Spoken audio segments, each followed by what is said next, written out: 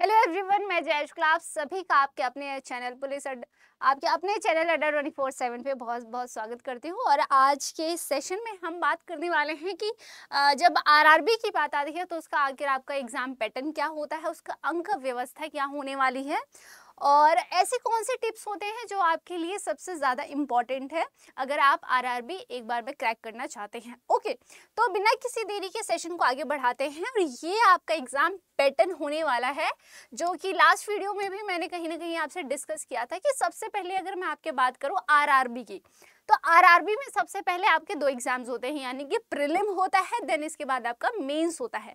और प्रीलिम में आपके सिर्फ और सिर्फ दो सब्जेक्ट्स आपके पूछे जाते हैं जब बात आती है प्री की, ठीक है। और मेंस में आपके बाकी के जो सब्जेक्ट्स होते हैं वो ऐड हो जाते हैं।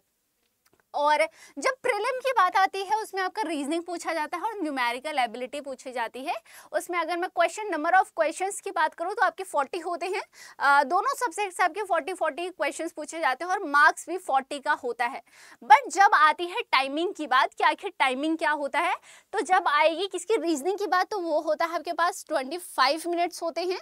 और आपके इसमें न्यूमेरिकल एबिलिटी में यानी कि मैथ्स में इसमें जो आता है आपका 20 मिनट्स होता है और 40 क्वेश्चन होते हैं, 40 ही मार्क्स के भी होते हैं, ठीक है। तो ये बात आती है कुल मिला के पूरी प्रीलिम की बात आती है। अब बढ़ते हैं प्रीलिम के बाद आपका आता है मेंस एग्जाम, ठीक है। और मेंस एग्जाम में बच्चों को सबसे ज्यादा प्रॉब्लम आती है इंग्लिश और हिंदी लैंग्वेज को लेकर के, आखिर हम हिंदी चूज करें या फिर इंग्लिश चूज करें, ठीक है। इस पे आगे चर्चा करते हैं। पहले देख लेते हैं कि इसमें आपके सेक्शंस क्या होते हैं। इसमें रीजनिंग आता है, आपका कंप्यूटर नॉलेज चेक किया जाता है, जनरल अवेयरनेस पूछा जाता है, हिंदी या फिर इंग्लिश अब दोनों आते हैं क्या तो नहीं, कोई एक आपको इसमें से चूज करने होते हैं, ठीक है। न्यूमेरिकल एबिलिटी का पेपर होता है आपका और ये सभी आपके 40 क्वेश्चंस आते हैं, 40 यानी कि 200 का ये जो आता है आपका पेपर होता है मेंस का, ठीक है। अब इसमें जो रीजनिंग है वो आपकी 50 मार्क्स की आती है जिसके लिए आपको टाइम मिलता है 30 मिनट्स। कंप्यूटर नॉलेज आपका 20 मार्क्स का होता है जिसके लिए आपको 15 मिनट्स मिलते हैं। और जब आता है जनरल अवेयरनेस में तो इसमें 40 क्वेश्चन होते हैं और 40 ही मार्क्स होता है और 15 मिनट्स आपको इसमें मिलते हैं, ठीक है। और इसी तरीके से जब हिंदी की बात आती है, हिंदी है या फिर इंग्लिश, इन दोनों लैंग्वेजेस में आपको एक चूज करना होता है, या तो आप हिंदी चूज करते हो या फिर आप इंग्लिश चूज करते हो। देन ये आपका होता है 40 क्वेश्चन पूछे जाते हैं 40 मार्क्स का ही। बट अगर मैं टाइम की बात करूं तो ये होता है आपका 30 मिनट्स, ठीक है। इसमें आपका आता है 30 मिनट्स का, ये आपका मतलब कि 30 मिनट्स आपको दिए जाएंगे और इसमें आपको ये वाला जो पोर्शन है आपका कवर करना होता है, ठीक है। न्यूमेरिकल एबिलिटी होती है जिसमें से आपको 50 मार्क्स का आता है और 40 क्वेश्चंस होते हैं और आपको 30 मिनट्स दिए जाते हैं। तो आप अपना टाइम ड्यूरेशन जो है उसको ज़रूर से ज़रूर ध्यान रखेंगे। अगर मैं हिंदी और इंग्लिश में बात करूँ तो आप वो चूज़ करते हो जिसमें आप ज़्यादा कंफर्टेबल होते हैं, जो आपका कंफर्ट वाला सब्जेक्ट होता है, ठीक है। अगर आप हिंदी चूज़ कर रहे हैं, काफ़ी स्टूडेंट्स को होता है कि हम हिंदी में मे बी ज़्यादा अच्छा स्कोर कर सकते हैं, अगर हम शायद इंग्लिश में ज़्यादा अच्छा स्कोर कर सकते हैं, तो आप अपनी कंफर्ट के अकॉर्डिंग ही दोनों में से चूज़ करेंगे। और एक वीडियो में ज़रूर ऐसी लाऊंगी कि इंग्लिश चूज़ करने के क्या फ़ायदे हैं और हिंदी चूज़ करने के कहीं ना कहीं क्या फ़ायदे होते हैं, जिसपे हम बात करेंगे, ठीक है। अब बात आती है कि आपका मार्किंग स्कीम क्या, मतलब वो क्या होता है, किस तरीके से। इसमें सबसे पहले आपको याद रखना है इसमें नेगेटिव मार्किंग होती है और 0.25 की होती है, यानी कि 1/4 वाली चीज़ है यहाँ पे, ठीक है। अब बच्चों के बहुत सारे मैसेजेस आते हैं कि मैम क्या इसमें सेक्शनल कट ऑफ जाती है, तो बिल्कुल इसमें आपका सेक्शनल कट ऑफ जाता है, ठीक है।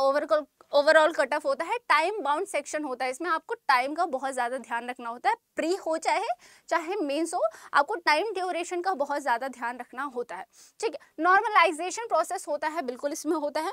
और कुछ बच्चों के मेरे पास मैसेजेस आए थे डिस्क्रिप्टिव को लेकर के, तो बच्चे आपका आरआरबी प्योर मेंस जो है, मतलब ये प्योर क्लर्क है, इसमें आपका वो वाला पोर्शन नहीं होता है, तो कहीं ना कहीं ये आपके पास एक फ़ायदा होता है, ठीक है। अब बात आती है कि आपकी टिप्स क्या है। मैं जो आपके लिए टिप्स देना चाहती थी वो ये था बेसिकली कि सबसे पहले अगर आप हिंदी, पहले तो आप डिसाइड कर लीजिए कि आपको हिंदी चूज़ करना है या फिर इंग्लिश, ठीक है। अब आप ये अपने कंफर्ट के अकॉर्डिंग ही चूज करोगे, आप जिसमें ज़्यादा कंफर्टेबल है, आपको लगता है मैं इस वाले पोर्शन में, इस वाले सब्जेक्ट में ज़्यादा अच्छा स्कोर कर सकता हूँ, तो बिल्कुल आप उस वाले अपने लैंग्वेज के साथ जाएंगे या फिर सब्जेक्ट के साथ जाएंगे। ठीक है। अब बात आती है अगर आप हिंदी चूज करते हो, तो आप सभी को पता है कि आपके इसी चैनल पे हिंदी आपका आरआरबी पीओ हो गया, या फिर आप क्लर्क की बात करेंगे तो इसका जो कवर है पूरा का पूरा सिलेबस आपको मैं कवर करा रही हूँ हिंदी की। ऑलरेडी आपकी प्लेलिस्ट, यानी कि ऑलरेडी आपको एक प्लेलिस्ट मिल जाएगी मेरी ही, आप सर्च कर सकते हैं आरआरबी पीओ, मतलब RRB PO clerk by Hindi by Jaya ma'am, इस तरीके से।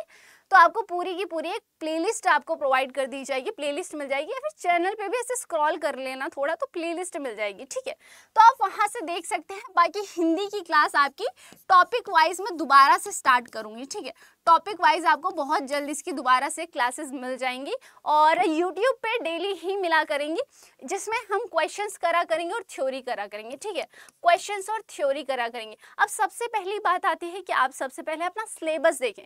मैंने सिलेबस पे ऑलरेडी बात भी किया हुआ है। ठीक है, सिलेबस पे ऑलरेडी मैंने आपसे बात भी की है कि आखिर आपका सिलेबस क्या आता है।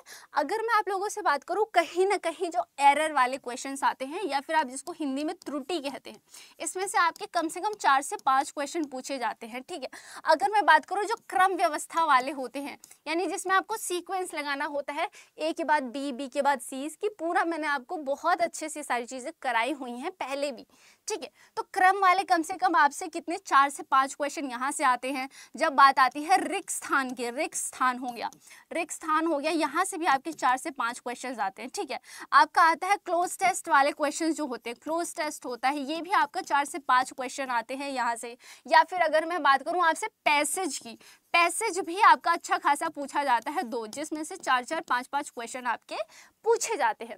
यानी कि अच्छा खासा आपका सिलेबस है। और अगर मैं बात करूं तो अच्छा खासा लेवल का सिलेबस है, यानी हिंदी आपकी इसमें थोड़ी सी, जो हिंदी का मैं कहूं स्तर की बात करूं तो थोड़ा सा डिफिकल्ट होता है। आमतौर पे जो बाकी एग्जाम्स में हिंदी पूछी जाती है उससे जो इसका लेवल होता है थोड़ा सा ऊपर होता है। ठीक है, क्योंकि जो ये क्रम वाले क्वेश्चन होते हैं इसमें काफ़ी ज़्यादा प्रॉब्लम आती है बच्चों को कि सीक्वेंस क्या लगाना है, क्योंकि कहीं ना कहीं सभी ऑप्शन सही लग रहे होते हैं। ठीक है, त्रुटि वाले क्वेश्चंस हो गए, एरर डिटेंशन वाले हो जाते हैं, क्लोज टेस्ट हो जाता है, फिल इन द ब्लैंक्स है, रिक्त स्थान, ये सभी कहीं ना कहीं थोड़ी सी हमें प्रॉब्लम करते हैं। ठीक है, अब बात आती है कि ये सारी चीजें हो गई। अब बात आती है कि अगर आप मेरे साथ, आप एक बार प्लेलिस्ट पे जरूर से जरूर चेक करना, वहां पे एक बार स्क्रॉल करिए, प्लेलिस्ट चेक कीजिए मेरी, जहां मैंने आपको ऑलरेडी चीजें कवर भी कराई है। ठीक, अब बात आती है कि अगर आप मेरे साथ जुड़ना चाहते हो पेड बैच में, आप बच्चों की बहुत ज़्यादा डिमांड थी कि मैम हिंदी के लिए पेड बैच लाओ जहां आप आरआरबी पढ़ाओ, तो बिल्कुल वो बैच आप लोग के लिए आ चुका है। सिंपल करना क्या है, आप प्ले स्टोर पे जा करके उसको अड्डा 24/7 ऐप को डाउनलोड कर सकते हो, इंस्टॉल कर सकते हैं जैसे सभी करते हैं, या फिर आप यहाँ पर भी जा करके अड्डा 24/7 लिखोगे क्रोम पे, तो और जो फर्स्ट लिंक आएगी, सबसे पहली जो लिंक आएगी, इसको क्या करना है आपको क्लिक कर लोगे, ऑल कोर्सेज में जाना है और बैंकिंग सबसे पहला आ जाएगा। ठीक है, इसमें सिंपल यहाँ तो यहाँ पे कर लो क्लिक, या फिर आप देखोगे यहाँ IBPS RRB लिखा होगा कहीं पे। ठीक है, ढूंढो सबसे पहले तो। ठीक, यहाँ पर आपको मिल जाएगा। देखते हैं एक बार, देखो कहाँ है। ठीक है, यहाँ देखो RRB क्लर्क वाला, इस वाले ऑप्शन पे जाना है। एक मिनट रुको जरा,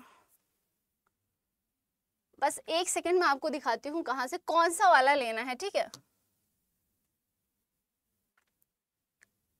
हाँ, यहाँ पे देखना RRB PO क्लर्क, देखोगे ये दिख रहा है तुम्हें, IBPS RRB PO क्लर्क की, वहां से यहाँ से एक बार देख लेना ध्यान से, RRB PO क्लर्क वाला है। इसमें आपको ये बैच दिख रहा है, टारगेट RRB 2025। ठीक है, ये बैच दिख रहा है जहां पर मैं आपको हिंदी पढ़ाऊंगी। ठीक है, यहाँ हिंदी आपका फुल पेड बैच है, ये पेड बैच है, यानी कि यहाँ बेसिक से स्टार्ट करेंगे, एकदम बेसिक से स्टार्ट करेंगे थ्योरी के साथ। फुल कॉन्सेप्ट क्लियर करेंगे, अपना बेसिक से स्टार्ट करेंगे कि सारी चीज़ें देखेंगे, हर एक कॉन्सेप्ट को बहुत डिटेल में समझेंगे कि अगर क्रम इसका है तो क्यों होना चाहिए, अगर उसमें एरर है तो किस तरीके का एरर है और किस तरीके से क्वेश्चंस पूछे जा सकते हैं। अब देखो ये जो आपका बैच है, अभी आपका टीचर्स डे स्पेशल पे ये और ऑफर चल रहे हैं तो ये और सस्ता हो जाएगा। मैं ये आप लोग को सजेस्ट करूंगी कि आप अगर आरआरबी पीओ या फिर क्लर्क जो है, मतलब आरआरबी अगर आप फर्स्ट अटेम्प्ट में क्रैक करना चाहते हैं, हिंदी स्पेशली हिंदी वाले जो स्टूडेंट्स हैं, ठीक है, तो सिर्फ और सिर्फ 1759 दिख रहा है, 78% ऑफ है इस पे, ठीक है। अब बात आती है कि अगर इसमें आप जैसे कि इस पे जाओ सिंपल, अब ये और ज़्यादा सस्ता हो जाएगा। कैसे हो जाएगा कि सिंपल मोर ऑफर्स पे जाना है और यहाँ पर आप कोड अप्लाई कर देना, ठीक है। जैसे कि मैं करके दिखा देती हूँ आप लोगों को, Y1015 लिखना है। क्या लिखना है? 1015 अप्लाई करेंगे यहाँ से सीधा, तो ये 1599 दिखा रहा है। क्या दिखा रहा है? 1599। ये जो कि आपका डिस्काउंट लग गया है, ठीक है। क्या है? 1599 पे है, ठीक है। तो इसको क्या करोगे आप, बढ़िया तरीके से आप इसको परचेज कर सकते हो। बुक बता दो बेटा, बुक अभी प्रैक्टिस के लिए मैंने ऑलरेडी आपको बताया है कि मैं आपको मिसगाइड नहीं करना चाहूँगी, और बुक अभी हिंदी की आरआरबी की कहीं से भी लेना सही नहीं है, और मार्केट में ऐसी कोई बुक है भी नहीं। हाँ, कह रहे 35 प्लस लाया जा सकता है, बिल्कुल लाया जा सकता है। बस बच्चा उसके लिए आपको क्या है, आपका कॉन्सेप्ट क्लियर होना बहुत ज़्यादा इंपॉर्टेंट है कि आप किस तरीके से उसको पढ़ रहे हैं। आपका थ्योरी वाला जो थ्योरेटिकल वाला पोर्शन होता है वो बहुत इंपॉर्टेंट होता है, बहुत इंपॉर्टेंट एक रोल निभाता है, ठीक है। तो आप इस चीज़ का ध्यान देंगे।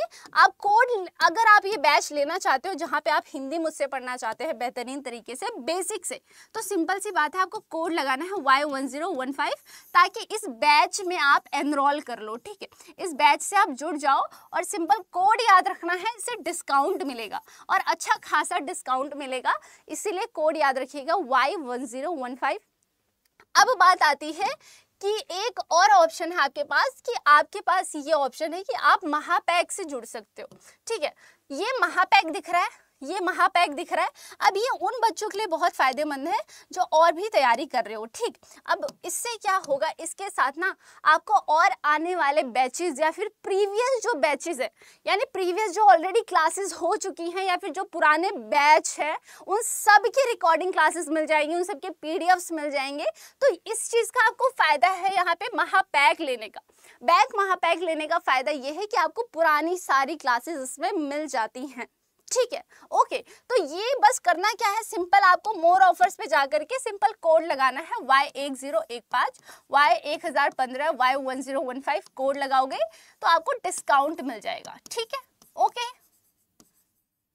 यहाँ पर आपके फिर बेहतरीन तरीके से आरआरबी की जो पीओ क्लर्क की तैयारी है वो पहले की तरह ही, जैसे पहले हम कर रहे थे वैसे ही बिल्कुल दोबारा से हम बेसिक से स्टार्ट करने वाले हैं। तो आई होप आपको सेशन अच्छा लगा होगा। बाकी आपके जो भी डाउट्स हैं, जो भी आपकी क्वेरीज है हिंदी से रिलेटेड या फिर आपके एग्जाम से रिलेटेड, आप मुझे कमेंट सेक्शन में ज़रूर से ज़रूर टाइप करके बताइएगा। देन नेक्स्ट वीडियो में उस पर लेके आऊँगी आपकी जो भी जिस तरीके की भी क्वेरीज होंगी, ठीक है। बाकी ये आपका बैच जो है बहुत जल्दी स्टार्ट हो रहा है, आई थिंक 9 सितंबर से स्टार्ट हो रहा है।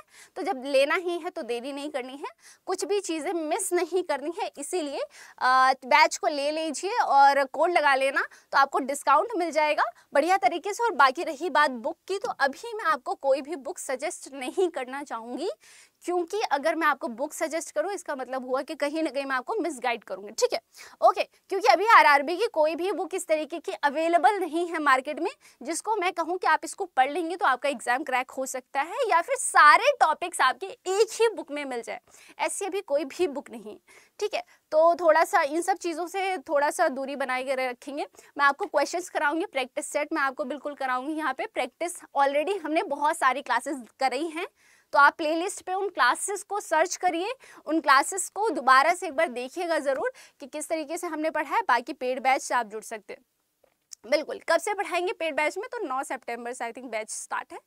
तो बिल्कुल अपनी तैयारी शुरुआत कर देंगे बढ़िया तरीके से, क्योंकि हमारे पास इनफ टाइम है हिंदी के पोर्शन को कवर करने के लिए। जब हिंदी की बात आती है आरआरबी की, तो हमें एक मतलब सुकून मिलता है कि चलो, जिनकी हम अगर इंग्लिश की बात करें कि ठीक है ऐसा बैंकिंग का एटलीस्ट कोई तो एग्ज़ाम है जो कि हमारा इंग्लिश नहीं मांग रहा है, हिंदी में भी ठीक है ना, हिंदी से भी हो जाता है, तो वो थोड़ा सा एक सुकून वाली बात होती है। पर हिंदी भी एक अच्छे खासे लेवल की आती है। अगर आप कभी हिंदी का पेपर देखें, ठीक है, कभी हिंदी का अगर आप टॉपिक उठा के देखें तो एक अच्छा खासा लेवल आपसे पूछा जाता है, जैसे इंग्लिश का होता है सेम होता है।